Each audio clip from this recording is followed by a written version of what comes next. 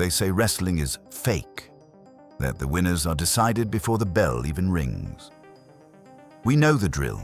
It's a performance. But on August 20th, 1954, in Atlanta, Georgia, the script was thrown out the window. Two women, fueled by a bitter divorce, a stolen empire, and genuine hatred, locked themselves in a cage of resentment and turned a pro wrestling match into a legitimate, bone-breaking street fight. This wasn't just a match. It was the violent end of an era and the bloody birth of a new one. Welcome to the Atlanta Schism, the architecture of a monopoly. Welcome back to the WrestleVerse. Today we are looking at one of the darkest, most fascinating chapters in the golden age of professional wrestling. We usually talk about Hogan, Flair, or Andre, but today we have to go back a little further to understand a tragedy that reshaped the entire globe. To understand why two women tried to hurt each other for real in front of thousands of people in 1954, we have to look at the empire they were fighting over. In the mid-20th century, women's wrestling wasn't just a niche, it was a monopoly. And that monopoly was built by two people, Mildred Burke and Billy Wolfe. The story starts in 1935. Mildred Bliss was just an office stenographer from Kansas City. She wasn't a wrestler, she was a fan. But she had a physical power that was unusual. She walks into a gym run by Billy Wolfe, a former middleweight champion, and tells him she wants to wrestle. Now, Wolfe, he's an old-school carny. He thinks this is a joke. He wants to get rid of her. So he tells one of his male wrestlers to get in the ring with her and, quote, rough her up. He wanted her body slammed and sent home crying. But here is where the legend begins. Mildred Bliss didn't get slammed. She reversed the hold and slammed the man instead. Wolfe saw dollar signs instantly. He realized she wasn't just a tough girl. She was a prodigy.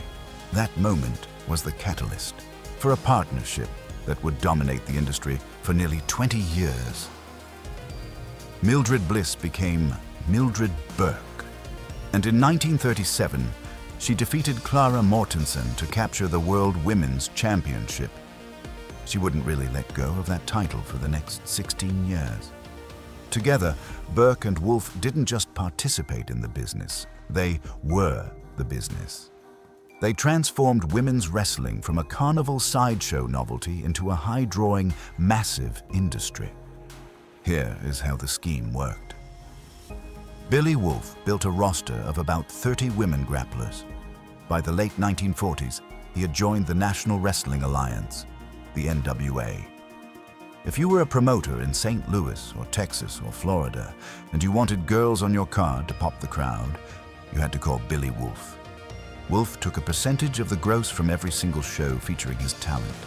He was making money hand over fist, and at the top of the pyramid was the queen, Mildred Burke.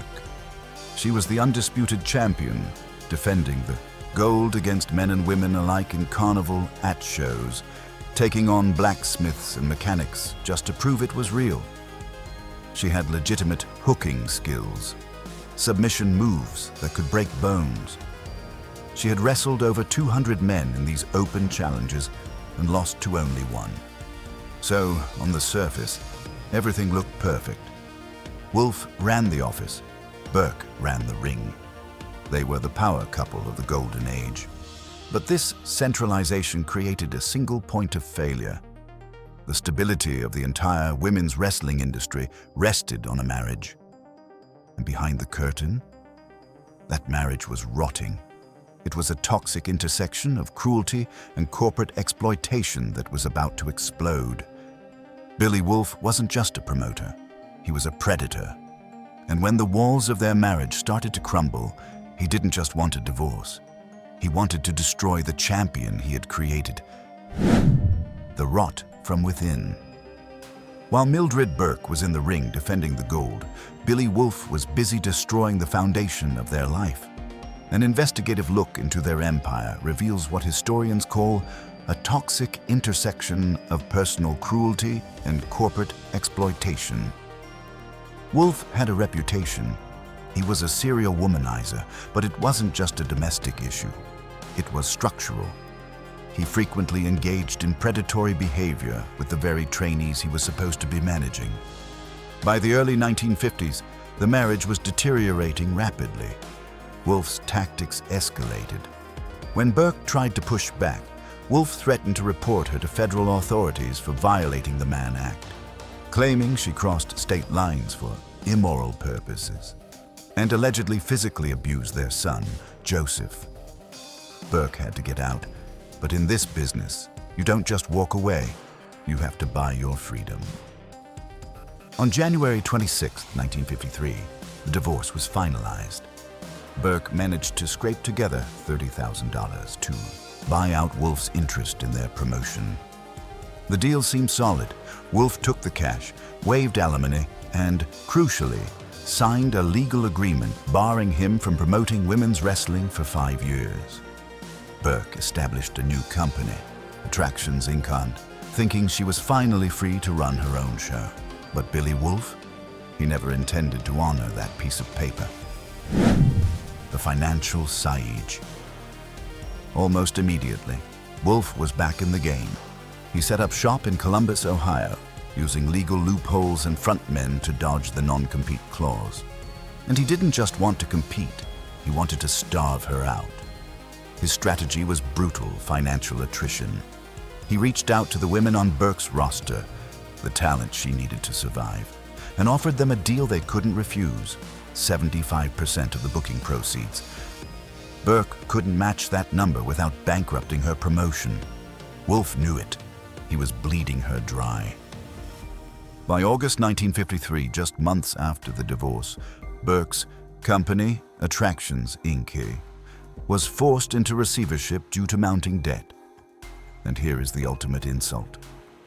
When the court appointed a receiver to manage the bankrupt company's assets, who do you think ended up running the show? In a move that signaled exactly whose side the system was on, the court-appointed receiver named Billy Wolfe as the administrator of Burke's own company. On August 20th, 1953, exactly 1 year before the Atlanta shoot match, Wolfe circulated a memo announcing he was back in charge of Burke and her entire stable of 27 wrestlers.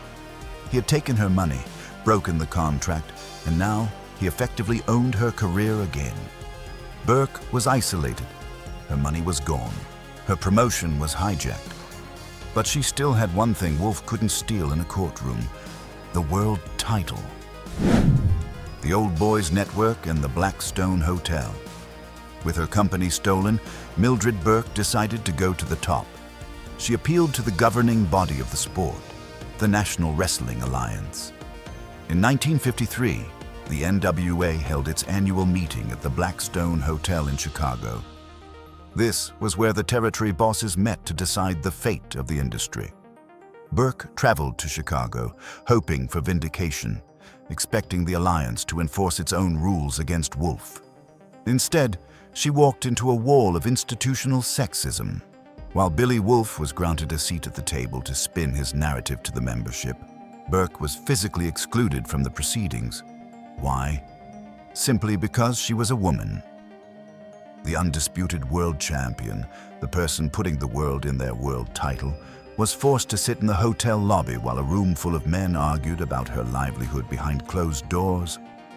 The result was catastrophic. The NWA acted as an old boys network, prioritizing their relationship with Wolfe over contractual obligations. They officially refused to recognize women's wrestling as a legitimate division under their purview. This sounded like a hands-off policy, but it was actually a death sentence for Burke's career. It stripped her of institutional protection and gave Wolfe the green light to finish her off. He immediately began writing letters to promoters across the country, urging them to blacklist her.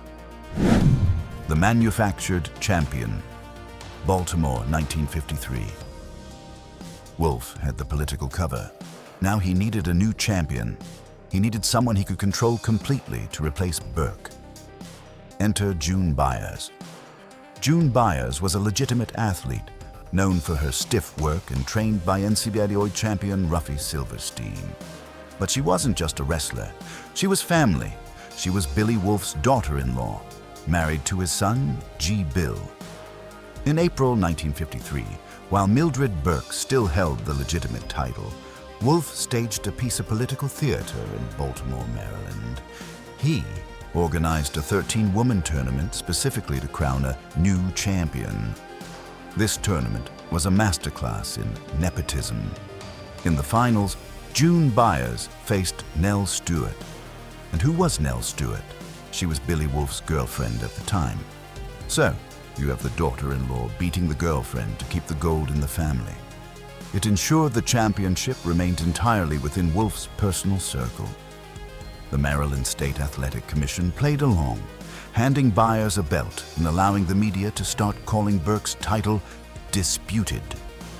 The NWA official wrestling magazine even altered Burke's advertisements, rewriting history to claim her reign had ended, and Byers was the legitimate successor.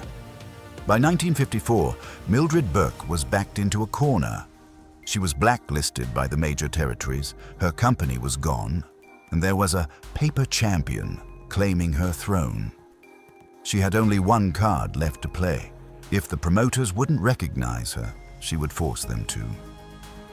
She agreed to meet June Byers in the ring to settle it once and for all. But she wasn't going to Atlanta to perform. She was going to war. The road to Atlanta. By 1954, the situation had reached a fever pitch. Mildred Burke was emotionally and financially exhausted from years of legal battles and character assassination. Wolfe's blacklist campaign had been largely successful, freezing her out of the major territories. But Burke wasn't done. She managed to organize a small troupe of 12 women grapplers to tour with the few promoters who still defied Billy Wolfe. Men like Cowboy Luttrell of Tampa and Paul Jones of Atlanta. In November 1953, Burke wrote a letter to the NWA members. Wolfe had been telling everyone she was ducking competition. She shut that down immediately. She listed 12 women she would be happy to work with, placing June Byers and Nell Stewart right at the top of the list. The bluff was called. Behind the scenes, Wolfe worked with Atlanta promoter Paul Jones to arrange the definitive match. The date was set, August 20th, 1954. The venue, the City Auditorium in Atlanta, Georgia. Why Atlanta? This choice was significant. It wasn't neutral ground. Billy Wolfe had spent months cultivating a relationship with the Atlanta Athletic Commission. He ensured that the regulatory body and the officials inside the ring would be favorable to his interests. Burke knew she was walking into a trap. She was so aware of the danger that she traveled with a security escort at all times, fearing for her safety both inside and outside the ring. Tale of the tape. The contest was billed as a best 2 out of 3 falls match to determine the undisputed champion, the standard format for world title bouts of that era. But physically, this was a mismatch designed to disadvantage the champion. Let's look at the tale of the tape. In the red corner, we have the defending champion, Mildred Burke. Age, 39 years old. Height, 5 feet 2 inches. Weight, approximately 138 to 140 pounds. Experience, wrestling since 1935, holding the title since 1937. The X Factor. She is fighting with a knee that had been weakened by years of competition and a previous car accident. In the blue corner, the challenger, June Byers. Age, 27 years old, 12 years younger than Burke. Height, 5 feet 7 inches. Weight, announced at a staggering 180 pounds. Even if that was an exaggeration, she held a massive size advantage. Allegiance, totally loyal to the Wolfe family. Burke was giving up youth, height, and nearly 40 pounds of weight to a woman trained by legitimate shooters. The crowd in Atlanta expected a show. They expected the usual high-drama spectacle of professional wrestling. They had no idea that the intense personal hatred between these two women had already transformed the event. This wasn't going to be a work. It was going to be a shoot, a legitimate, unscripted fight for survival. The first fall The knee gives out. The bell rang, and immediately, everyone in the arena knew something was wrong. In a standard match, you see lockups, Irish whips, high spots. But for the first 6 minutes, Burke and Byers just circled each other. They were looking for an opening that simply doesn't exist when the other person isn't cooperating. Byers, weighing in at that imposing 180 pounds, used her size to bully the champion, landing stiff shots to Burke's ribs to wear down her stamina. Then, at the 16-minute mark, disaster struck. Burke's knee, already damaged from a car accident and years of grinding on the mat, suddenly buckled. Whether it was a specific maneuver or just the pressure of the weight shift, her leg gave out. Byers didn't hesitate. She collapsed onto the fallen champion, using her mass to pin Burke's shoulders to the mat. The referee counted 1, 2, 3. Byers took the first fall. Now, here is where the history gets murky.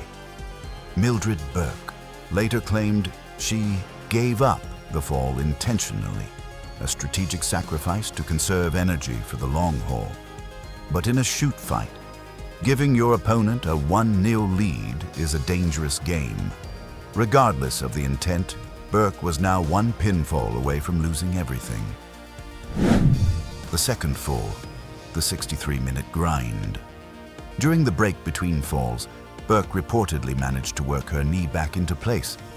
She came out for the second fall with one goal: survival. What followed wasn't entertainment. It was a grueling, ugly, technical stalemate that lasted approximately 47 minutes. Witnesses described the action as uninspired. Former wrestler Herbie Freeman, who was there, said the two just stood and pulled necks. This is what happens when two skilled grapplers refuse to lose. Burke utilized her defensive hooking skills to prevent Byers from gaining an opening, while Byers' size advantage slowly drained away as her stamina faded. The crowd in Atlanta grew restless. They started jeering. They wanted high-flying action, but they were watching a legitimate struggle for dominance where neither woman could move the other. Burke, at 39 years old and giving up nearly 40 pounds, held the challenger at bay for nearly an hour. She refused to be pinned again. As the total match time crossed the 63-minute mark, the Atlanta Athletic Commission had seen enough. Fearing a riot from the bored crowd and seeing no end in sight, the commissioner announced that if there wasn't a fall in the next 5 minutes, he would stop the bout. The time elapsed.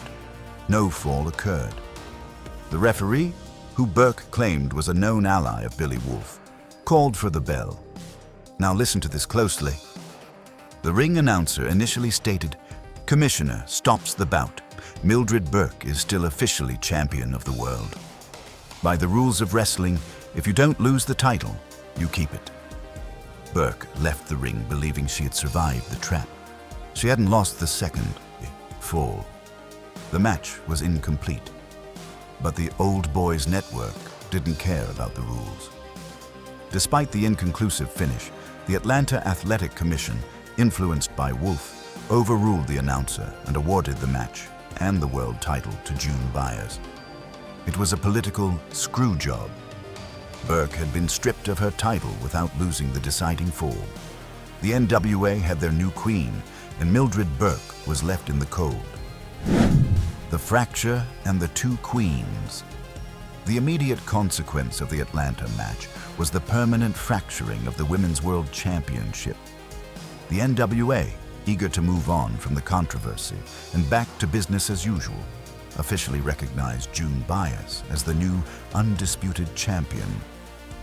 This allowed Billy Wolfe to continue his monopoly in the NWA-affiliated territories with a champion he could control. But Mildred Burke refused to accept the defeat. She argued that since she hadn't lost 2 falls, the title couldn't legally change hands. She returned to California and focused on her own promotion, the World Women's Wrestling Association, WWA. So now you had 2 queens. Byers ruled the NWA territories in the Midwest and South. Burke ruled the West Coast and the independent circuit. But the American wrestling landscape was about to change for the worse. The Moolah regression.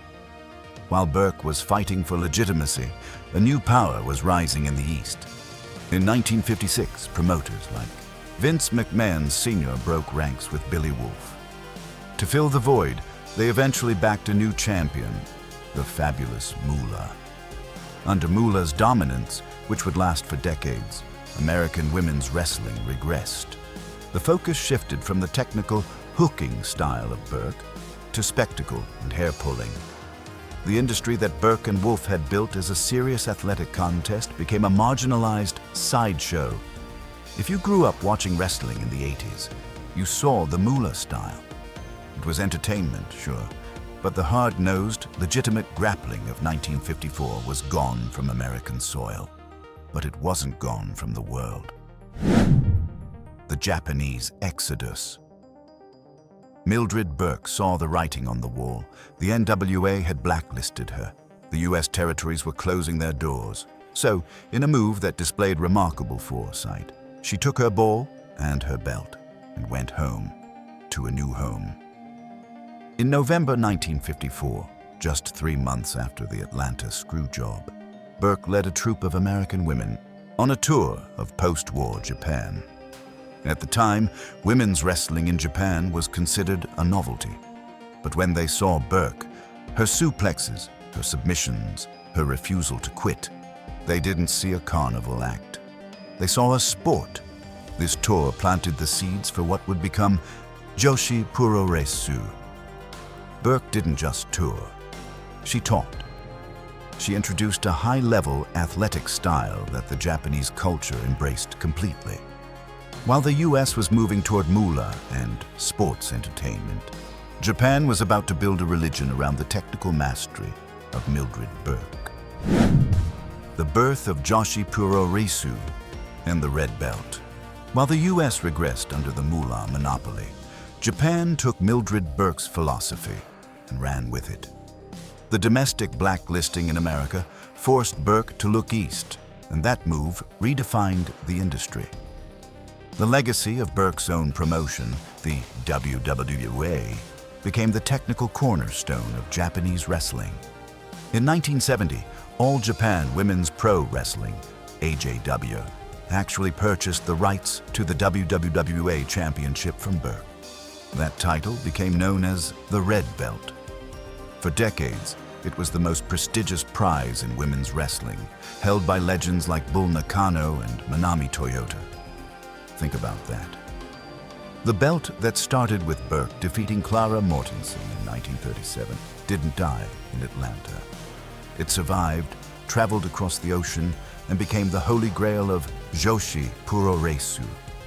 Figures like Rossi Ogawa, who founded Stardom, utilized Burke's technical philosophy to preserve these high standards. The shoot style that the NWA tried to kill in 1954 became the standard for excellence in Japan. Vindication and the Corgan connection. But what about here in the States? Did the Old Boys Network win forever? Not quite. Decades later, the truth about the Burke-Wolfe empire and the Atlanta screwjob has finally come to light. Mildred Burke was inducted into the WWE Hall of Fame in 2016 and the Professional Wrestling Hall of Fame in 2002. But the real vindication is physical. In 2021, the modern NWA president, Billy Corgan, acquired the original title belt worn by Burke. If you look at the NWA Women's Championship today, you're looking at Mildred Burke. The current design, the Burke belt, is based specifically on her 1936 Midwest design. It is a physical tribute to the woman who refused to surrender the legitimacy of her sport. The Atlanta Schism was a tragedy. It was a moment where personal cruelty and corporate greed tried to crush a champion. Mildred Burke was forced into a shoot fight against her own family in a ring owned by her enemies.